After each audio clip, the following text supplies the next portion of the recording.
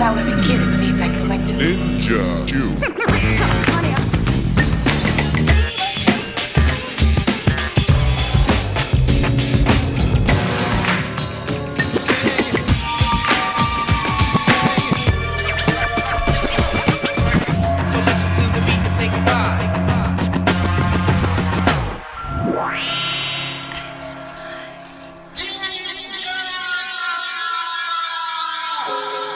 Hello and welcome to another brand new episode of the Ninja Tune podcast. This time I'm lucky enough to be joined by Emika, who's going to be having a chat about her debut album, the process behind making it, some of her musical background and also some of her influences. And we're going to be following the interview as ever with some of our favourite tracks that we've got coming up in the next month or two. But for now, thanks for downloading it and check out this interview. I'm so stupid and foolish, I dropped the other to be available now.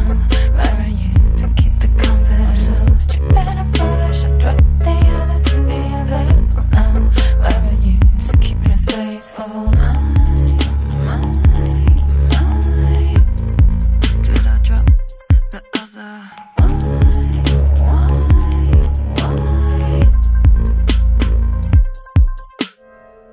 Hello and welcome to another episode of the Ninja Tune podcast. It's a special day today. We knew it would come eventually, but there is a female guest for the first time since I've started hosting the Ninja Tune podcast. I'm joined by Emika for today's episode. So hello, thank you very much for coming over and having a chat to us. Thank you very much for having me. First of all, absolutely fantastic album. I've been lucky enough to have a few listens to it already. And yeah, thanks for making the time to come and have a chat. The first question I wanted to ask, did you have an idea of how the Emika album would sound when you started out? Did you even have plans to make an album when you were beginning? Well, when I was younger, I was very ambitious and decided, I want to be a record producer. And then over the years, basically playing catch up with my ambitions and kind of writing things and throwing them away and searching for something more sincere and honest instead of just imitating things that I liked or what was cool at the time. And I tried to kind of map out big concepts for myself about who I could be and what I could be and what would or should be on the radio, and just like quite kind of childish, wild ambitions. And I guess that's kind of how I started, and it's taken me a really long time to just calm down and kind of find my core, my musical core. And originally I did have big concepts and ideas, but I just got lost in the music along the way, and it sounds how it sounds, and I left all the original ideas in the road.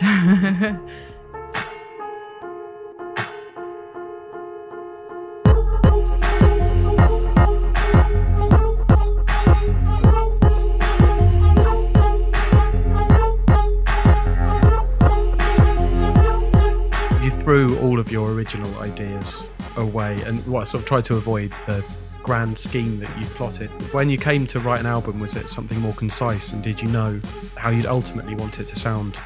I just wrote very freely, and it took me a very long time to get a collection of music together that was worth releasing. You know, like I kind of love and respect music so much that I kind of feel like I have one shot and it's got to be really valuable. And I just wrote really freely, and then there comes a time when you're like, yeah, that's it. That's a sound, and that's a vibe, and that's a story, and that makes me dance. And there gets to a point where the music gives you energy and vibes back, and you can't really write anything else, and it sounds how it sounds. And it's a lot to do with where I'm at in the world in Berlin, and the kind of really poor quality bedroom equipment that I have, and it sounds how it sounds really, which is kind of what I find quite beautiful and special in this first album.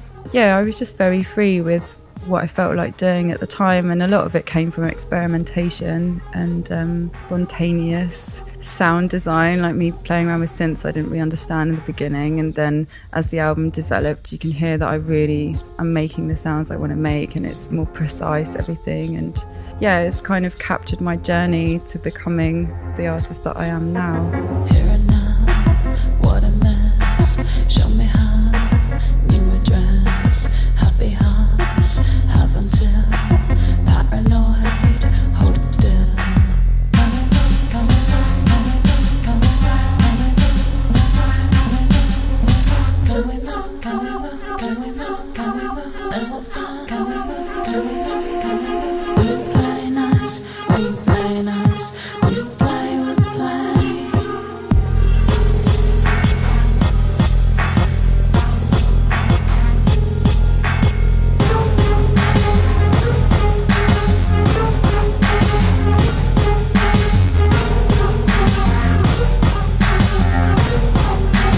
already mentioned that you made a lot of the record in Berlin, and I guess when I first heard the album, it felt like a record that came from Berlin and somebody that had grown up in music in Bristol as well. Has it been a big contribution, do you think, your location?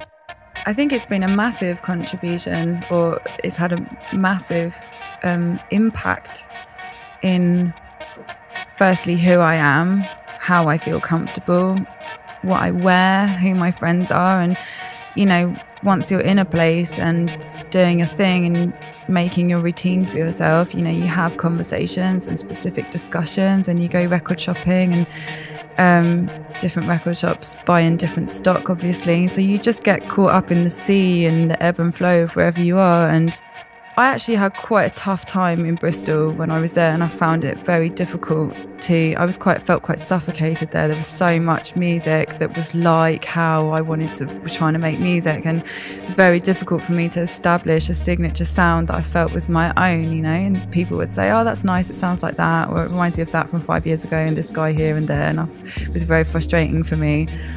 And and then going to Berlin, you know, I tried for the first year of being there, I tried so hard to make a really banging techno tune, and I couldn't do that either. You can't really adopt things like that. You have to make something soulful, and both cities really influenced me. I think like the memory of the bass music in Bristol is what really influenced this record. I don't think it's really got a lot of similarities with bass music from Bristol or today in Bristol, but definitely like my memories of how it is and how it felt in the club with the bass and things like that have definitely inspired how the record sounds now.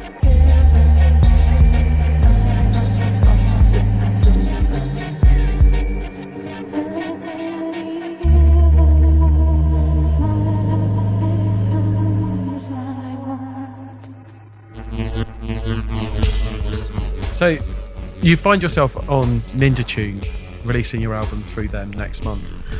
You've already mentioned the Ninja Tune artist there in the bug and the sort of music that they make. Had you always thought that that might be a natural place for you to release your music?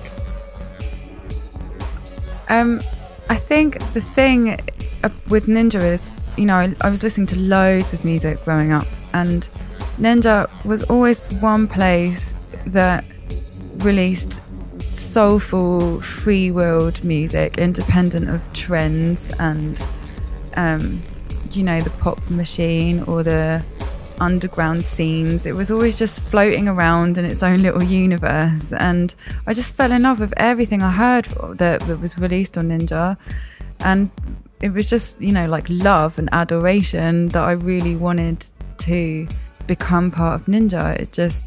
I don't think that there's been enough time yet for me to really reflect and work out why or how it became this way, but it has. And all I remember is, you know, getting my first laptop and starting to sample and listening to Mr. Scruff and getting Ninja stickers. And I really defined who I was as a young person because of Ninja and the music and the vibes and the attitude and the independence and all that kind of cool stuff, and just stuck with it. I guess I had one ambition, and that was to be on Ninja. I didn't send any demos anywhere else, and it worked out, so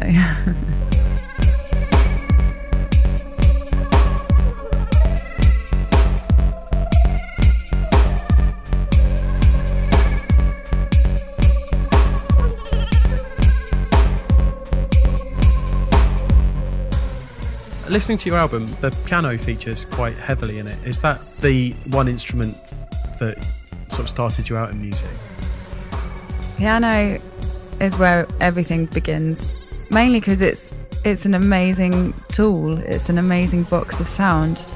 It's got a huge range of notes, and you can play it as a solo instrument, and it's really satisfying. You don't need to have a backing instrument or a instrument that comps for you and plays the harmony, and can play everything on a piano, and you can abuse it as well. You can pluck the strings, and you can make snare drums from hitting it, and all kinds of stuff. And for me, it's like the whole world of sound in one thing that you can play with two hands. You don't need to learn how to breathe or even really how to sit in a chair. You can play it with your toes if you want. And it's like it's everything and nothing all at the same time. And I think it's great. Like, you just push it, you press white or black keys, and you just play. You don't really need to know anything more about it, and I like that.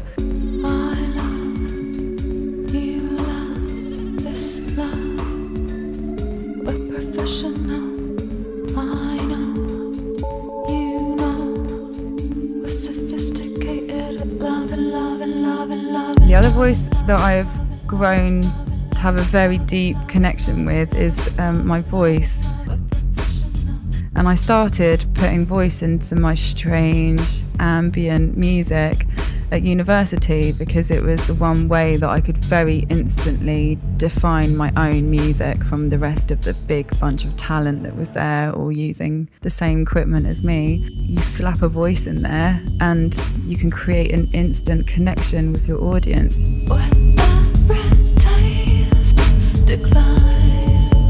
I'm wondering why.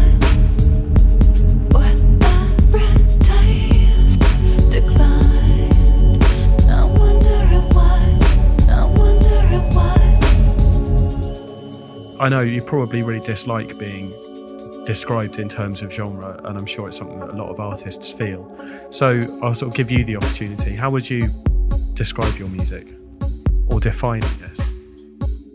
Well, I don't generally define anything that I do for myself. And something I would like to mention, which I'm quite curious about, is, having this discussion about genres and genre terms and why artists always squirm and don't want to ever use these kinds of words, is because I feel there's a desperate need for a new kind of vocabulary to be developed for contemporary computer-based music. And I just would like to put the thoughts out there about, developing a new vocabulary so that the music and the artists can move forward in a particular way. It's the future of the music, I guess. And I think I'm quite comfortable when people say the word dubstep, because dubstep for me was born from a certain meditation and spirituality and freedom and liberation and, new music and future and the past and all fantastic stuff, life itself. And so I'm okay with the word dubstep, But I guess I would describe my album as a beautiful nightmare, because you live it and you can't, it's really surreal, but it feels real, and you wake up and you're still quite haunted by it. And, sometimes, you have a bad dream and it haunts you and you want to work out why and how, and then you think about it the next day or you tell someone about it. And I guess, that's kind of the effect that you might have after hearing my album in the dark.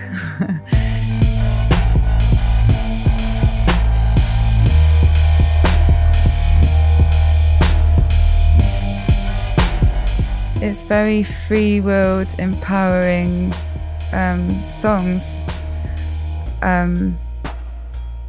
It's pretty simple, really. Songs with interesting narratives. It's not me pouring my heart out about my ex-boyfriends. It's me talking about all the stuff in between, the kind of primary colours that we have as emotions, like love and hate and jealousy. And songwriting kind of gets stuck in these topics, and I'm not really into recycling that type of vibe again and again. So just new vibes in songs. What if you won't come down? Count backwards. Count the numbers till the head for one.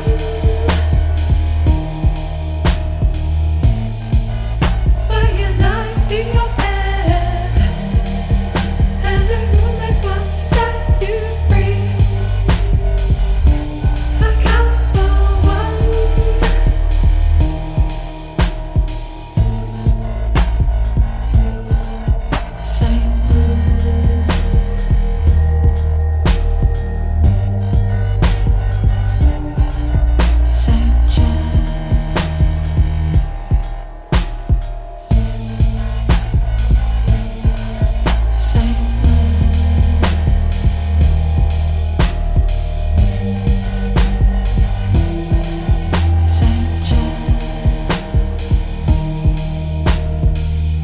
could probably answer this question really differently in 6 months' time once the record's out there and you can look back and think. But is there a moment on the album that you think most successfully encapsulates that?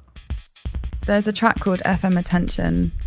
FM Attention is, I spent many weeks in hospital surviving off drips and morphine, and had many strange conversations with myself about, am I alive, am I dead? And then I was back in my flat and recovered and wasn't really sure where I was or who I was, and it's kind of difficult to sum it up in a nice concise story right now. But FM Attention is about your soul and the energy of who you are, and your perception of that energy, and connecting with your physical self again. You can hear that in the lyrics. I'm kind of singing to myself in a way, or singing to my own perception to try and find where it is, and I'm hoping to get an answer back, or hear that you have various voices and conversations in your head, and discussions with yourself and observations about the world around you. And that kind of stopped when I was in hospital. There was just one very small flame flickering inside me, and I wasn't really sure what I was at that point, and so FM Attention's about that. And I think that's one of the main songs on the album that really goes into an interesting place in terms of song narratives and drama. And I think the way that the instrumentation and the sounds and the mixing and the lyrics, the way it all works together, it creates this really delirious feeling that you don't get often in hearing pop songs. Pop songs are very safe and uplifting, or chilled out, and this is a very kind of chemical, delirious sounding record that really does instill that feeling in you.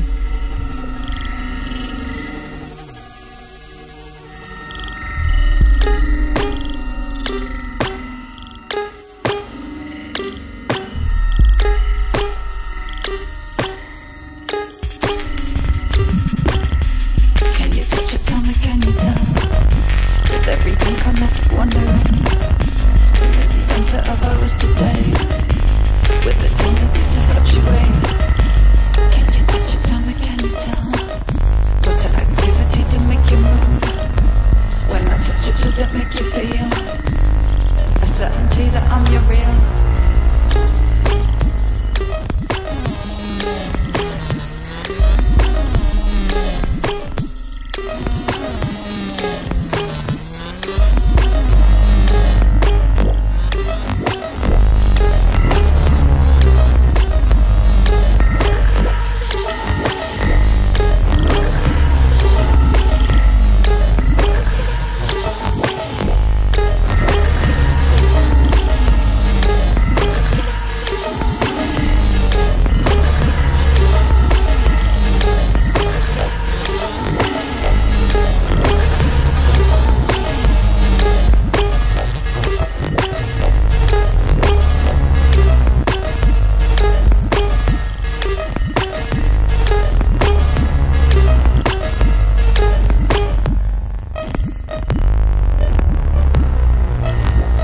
So yeah, I guess we'll talk about some of the influences.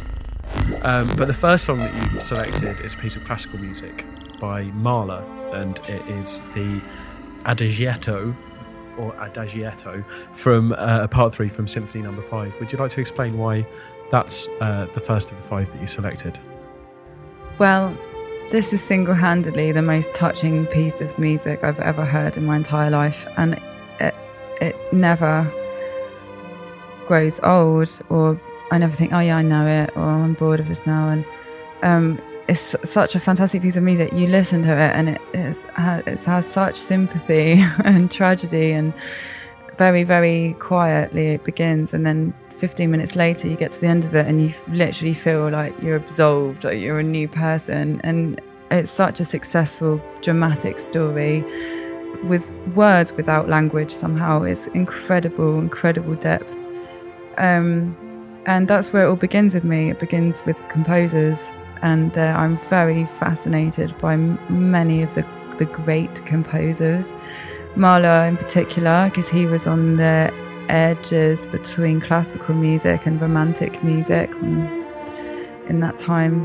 between music periods, and you can hear the conflict and the traditional mixed with the futurism, and I'm very fascinated with everything that he's done. And he is one of these guys that wasn't recognised when he was alive and struggled very much to bring new music to orchestras and people, and he's everything that I want from art, really.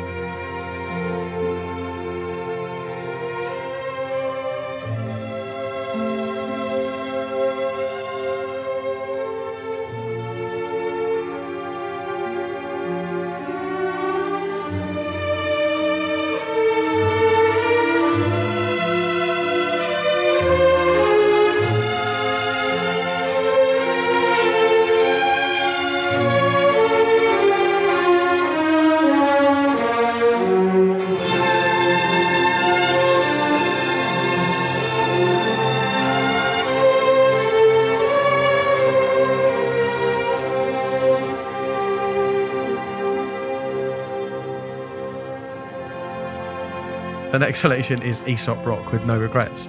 It's quite different to the first. What aspect of your past does this evoke? This is when I was really, really into hip-hop and sampling, and I really loved listening to rap music, but wasn't into the texts that I was hearing at all in rap music, and wasn't into humour or anything like that. And it's such an amazing story with fantastic climaxes, and it gets to the end. It's a really lyrical story about a girl, and it's got such a fantastic hook about no regrets at the end, and you just cheer along with Aesop, and every time I hear it I just cheer the song with him.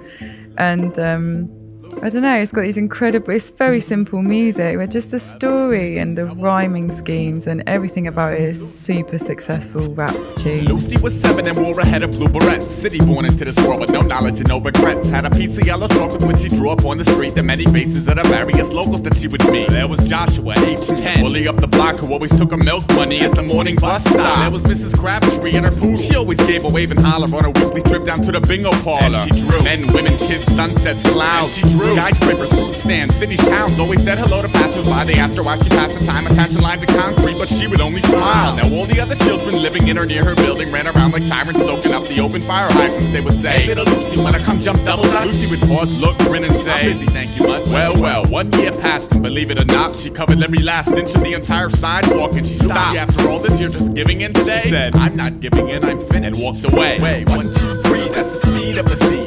ABC, that's the speed of the D. You could dream a little dream, or you could live a little dream. I'd rather live it. The dream is always chase, but never get it. 1, 2, 3, that's the speed of the C. ABC, that's the speed of the D. You could dream a little dream, or you could live a little dream. I'd rather live it. The dream is always chase, but never get it. That was Aesop Rock with No Regrets on the Ninja Tune podcast, and I'm joined by Emika, and this is her third choice. This is AIM's Cold Water Music.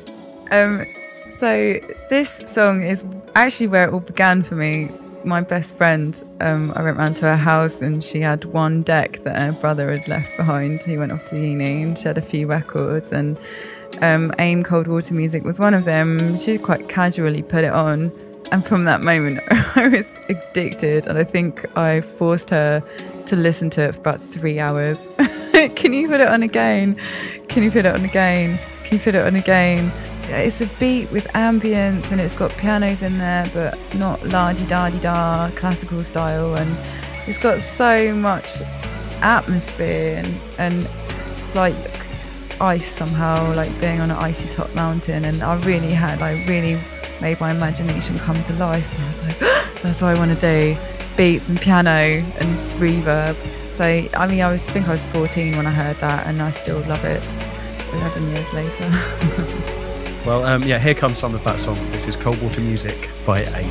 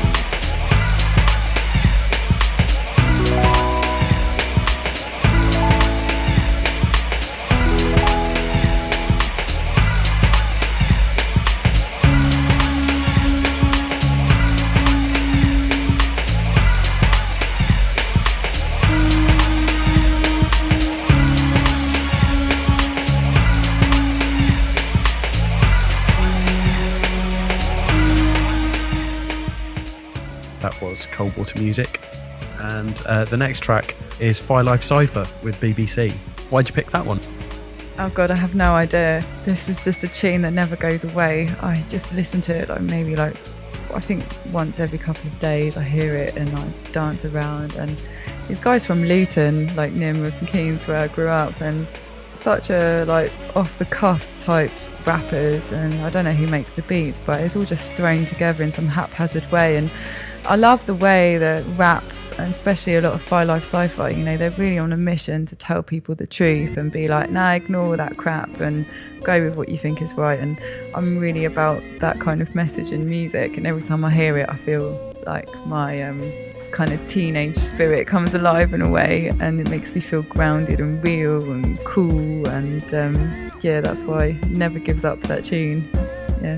Well, let's hear some of that now. I smoke green ganja leaves and wear green army fatigues like the ones the soldiers wear when they camouflage in trees. I stalk whack MCs like disease. I cause infection, launch lyric missiles in my enemy's direction. Check the strategy of my vocabulary, cavalry, killing savagely with Mortal Kombat moves of fatality, dangerous sanity, murderous battle thoughts that even scare my own family. I'm capable of causing tragedy, rapidly rising increasingly. I'll be shocking heads with brainwaves that cause shockwaves and rappers' deaths, but I never die. Cause I was born to live a life that's endless. And fuck who hates me, cause I was also born friendless. Smash a glass jaw, take out your teeth like a dentist. I bend your body up like Kuriaki did with Ken Swift. Attack mode relentless, for 7 days like an apprentice. I clash rappers and make their best sound like an apprentice. So who's really the baddest man on the planet? If it's not Mike Tyson, it be life, god damn it. I put heads to bed, my style be crazy like legs. I pierce skin like earrings with my razor sharp tongue flex. The lyrical godfather spinning volcanic lava that will melt the Bahamas while sounding sweet like the juice of guava. Where my dogs at? Fuck the dogs, I be the harbor shark, operating off the dock cause I'm one bad bumba clot. Cause we a bad bumba clot, bumba clot. Cause we a bad bumba clot, bumba clot.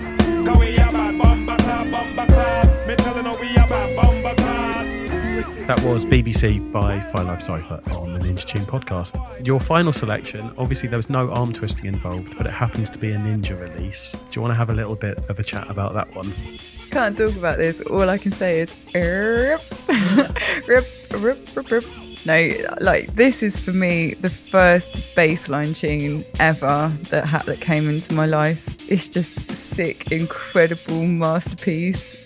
Before dubstep, before Mr. Wazzo, before anything remotely similar. I mean, I don't know, Mr. Scruff, he just makes these tunes somehow, and again, another unexpected kind of character coming out with this amazing music, and very free-willed and playful and groovy and funky and deep and everything, all like a big Mr. Scruff soup.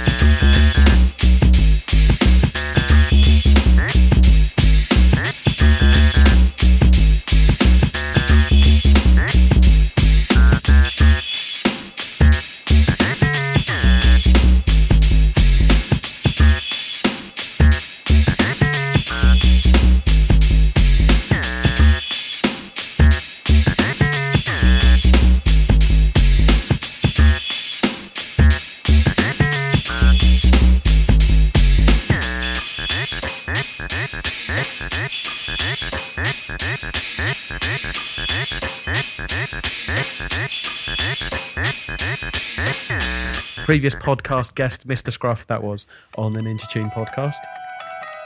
So for me, listening to your album, a lot of different influences seem to come through. You've already mentioned the time that you spent in Bristol and the sort of music you listened to there. Nothing musically seems to have passed you by. You seem to have picked up bits and pieces from everywhere. Is that something that you consciously do? Do you sort of make a mental note when you hear something, or does it naturally come out in the process of making your music? I've got quite a spongy ears that just absorb everything. I mean, there was a while when I first discovered Portishead, it was so close to what I was hearing inside my imagination. I didn't listen to Portishead. I heard Dummy once on Hollyoaks and discovered it Portishead, then didn't listen to them at all for a year until I got a bit more secure with my musical foundations. And yeah, it's not something that I do. That actually, like when I'm in a club and I hear an amazing bass line or a great hi-hat pattern, the stuff I always try and remember, I never remember. But I do have this kind of sponge head that just absorbs everything. And sometimes I come up with things and I really have to play them to a few people and just check, because it feels really familiar. And I like that, but I do have to be careful sometimes when I'm writing myself. I think, this is genius, and then someone says, it sounds like that record from 5 years ago. You cut me like a double-edged sword. Now I'll slip in the middle. Tell me which side do you pick? Oh, you cut me like a double-edged sword. Now I'll slip in the middle. Tell me which side do you pick?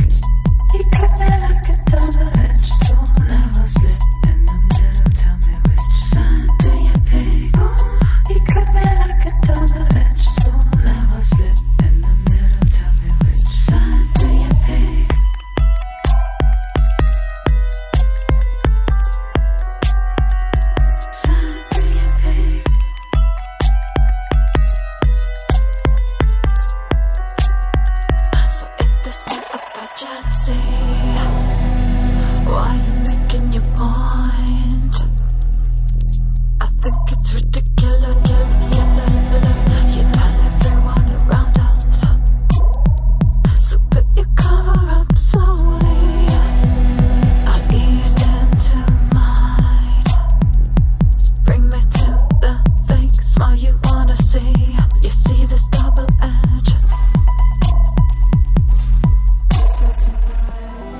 Your live show, tell us about it. What do you do live?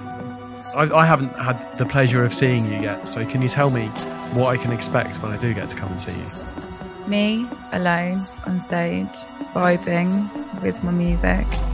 I sing everything live, and I mix the music together live, sometimes in quite a dubbed out way with a lot of effects on.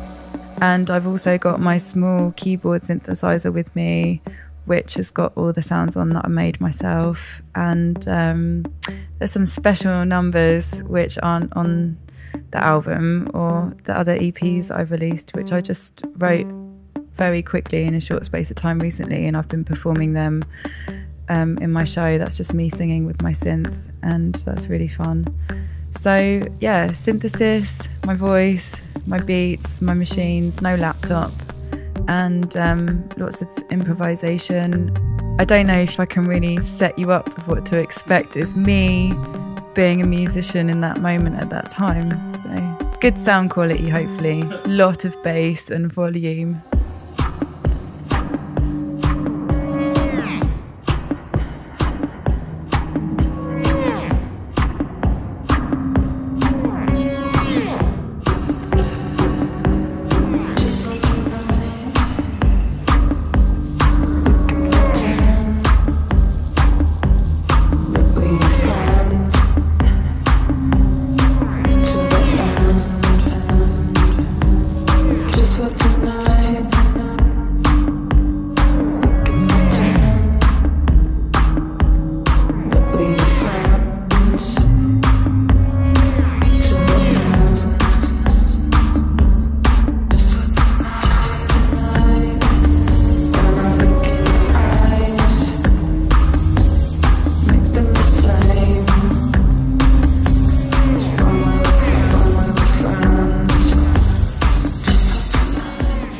So, if everything falls into place for you, where do you think you'll be 12 months from now?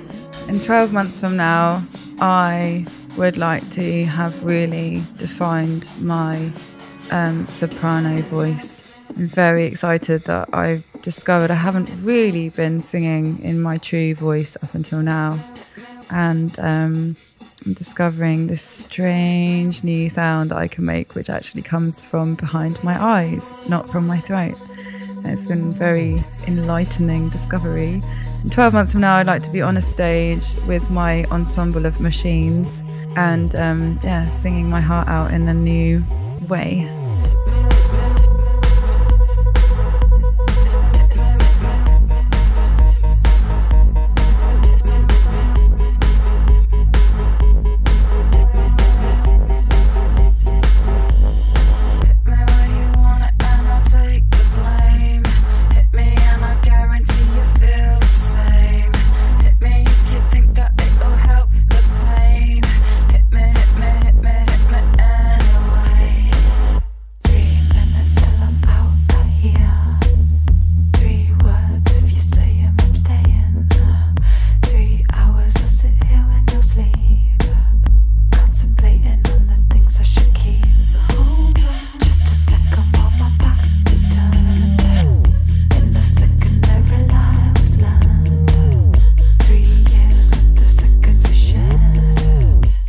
One last question to ask you today. Can you possibly think of an exclusive that you can give us? Is there something you've never mentioned in an interview before that we might be able to share with the Ninja Tune audience? I saved this for Ninja and UK. I'd like to tell everybody that I have decided that I make a type of music called sub-vox, because I work a lot with sub and vocals, and together you have sub-vox. It's not anything to do with step or hop or hip or anything like that. It's a new formula, and that's what I make. Bound to catch on. You heard it here first. But yeah, all that remains is for me to thank you very much for coming in and having a chat and taking the time right before your album comes out to come and have a talk to us. Thank you for listening, and I look forward to meeting you all on Facebook or at my shows.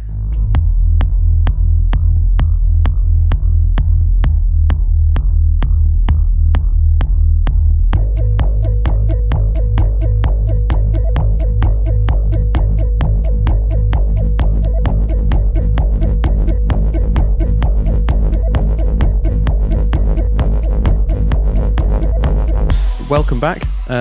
It's now time for us to play some of our favourite tunes that we've got coming up on the Ninja Tune family of labels. As we always do, this time track number 1 is going to be from DJ Food. This track's called Pray, featuring JG Thirlwell. So have a little listen.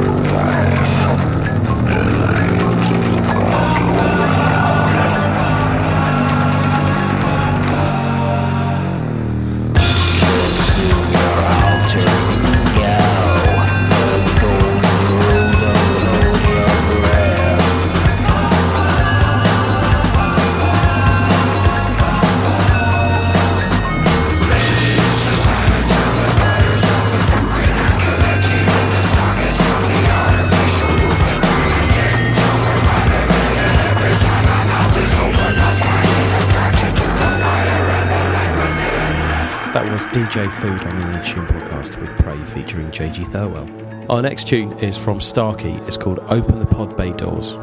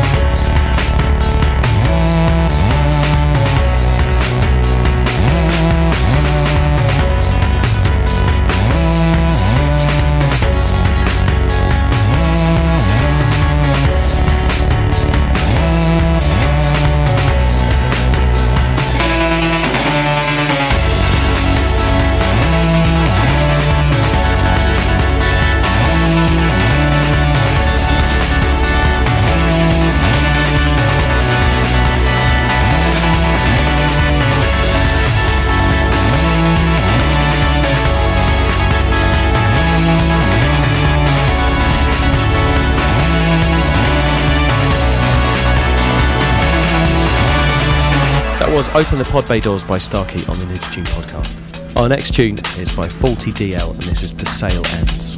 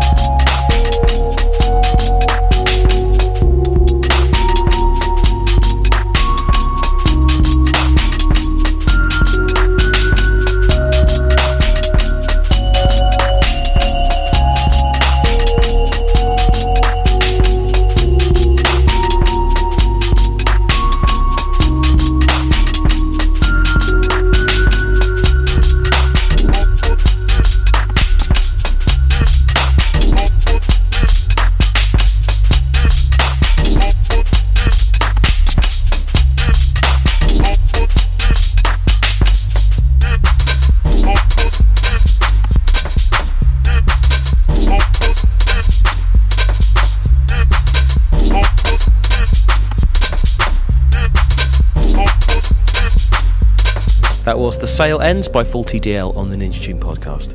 And the next track that we've selected to play you is Loka with Samstar.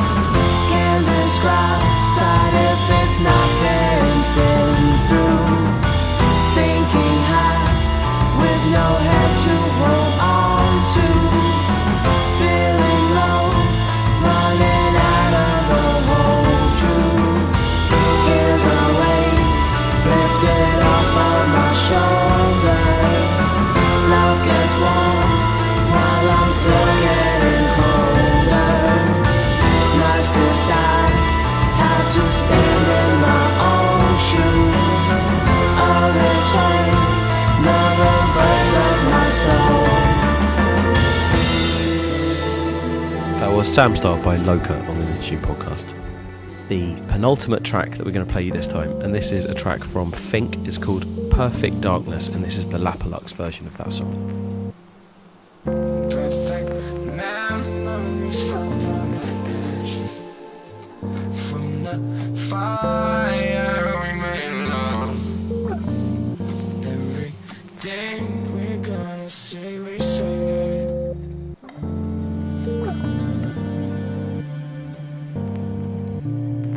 See the black heels around the fire. Feel the night air in perfect darkness. Perfect darkness is all I can see.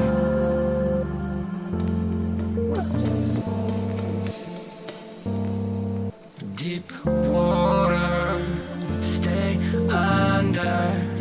See it rolling over your angels. Roll with it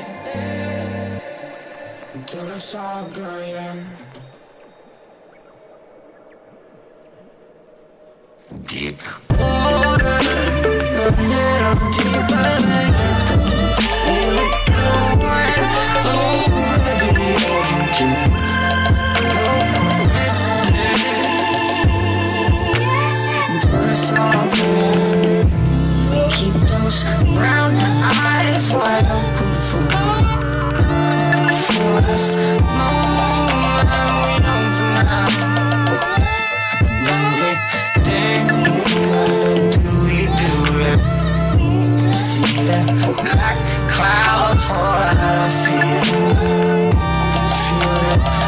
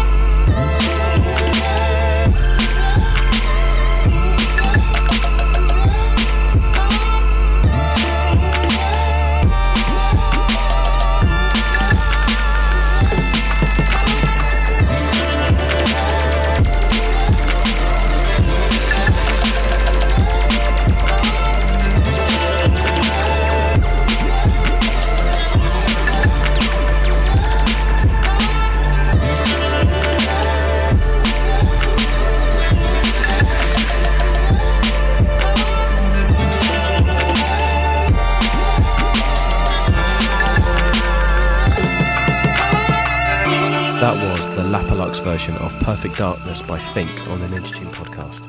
Our final track is up now, and this is Ninja Tune legend and previous guest, Mr. Scruff. This track's called Feel It.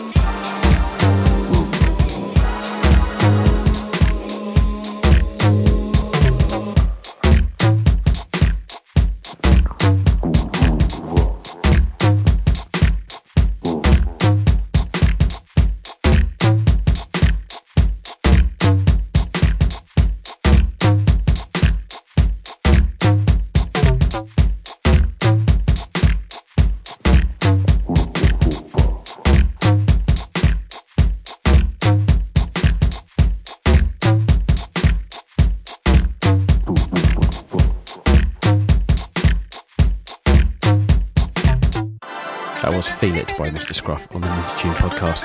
And that is the end of things for this time. So thanks very much for taking the time to download it and also for listening to it after that. I've been Dexter, your host. I'd like to thank DK for doing a brilliant job producing as always. And also, of course, to Emika for coming in and having a chat to us.